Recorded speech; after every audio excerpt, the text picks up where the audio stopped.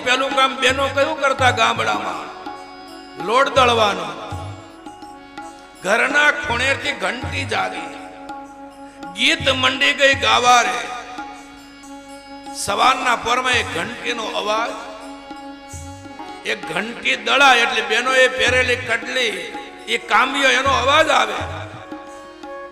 એ અવાજ એટલો મધુરો હોય, આપણે સવાર અદ્ભુત બનાવી દે.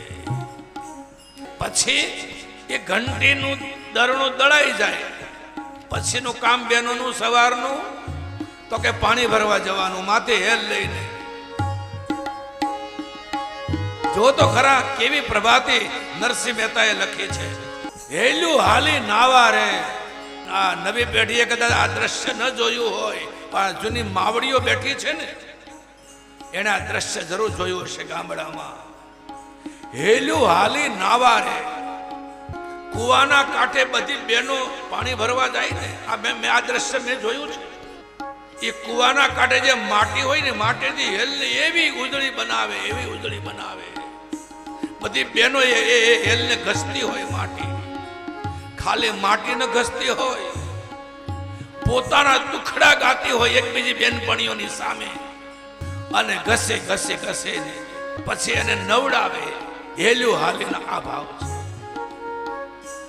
ઘંટી દળવી, અને આમાંથી કદાચ કોઈ માવડીએ આ કામ કર્યું પણ હોય ગામડામાં. હવે આપણે તો ચાપ પાડીએ એટલે નટરાજ આપણને દળી આપે ઘંટી, બ્લેન્ડર ફેરવે એટલે છાશ બની જાય. પણ આપણે માવડીઓએ આ બધું જાતે કરેલું છે. 1 કિલોમીટર 1.5 કિલોમીટર માથે ગોળી, એની માથે હાંડો, અને પછી કાખમાં ગાગર, આ પાણી ભરીને આવતી હોય. મજાની વાત એ છે, એને એ હાથ ન લગાડવો પડે, એની મેળે. સંતુલન આને કહેવાય. ઘંટી દળવી, પાણી ભરીને આવવું. બેનોનું ત્રીજું કામ ઝાડુ કાઢવું. કાઠિયાવાડી શબ્દ છે સંજવારી કાઢવી. આમ વ્યવસ્થા જુઓ. જાગી સાવરણી. પહેલા સાવરણી એટલે ઘર, ઓસરી, અને પછી સાવરણો તો કે ફળિયું. પણ એક અર્થ એવો પણ કરી શકાય, ઘરની સાવરણી હોય ને એને પહેલા જાગવું જોઈએ. ગ્રહસ્થાશ્રમ ધર્મના નિયમ પ્રમાણે ઘરની સાવરણી પહેલા જાગે. એ થોડી સાફ સફાઈ કરે, ચૂલે ચા મૂકે ને પછી સાવરણાને જગાડે, આવો ચા થઈ ગઈ છે. આ પણ અર્થ કરી શકાય.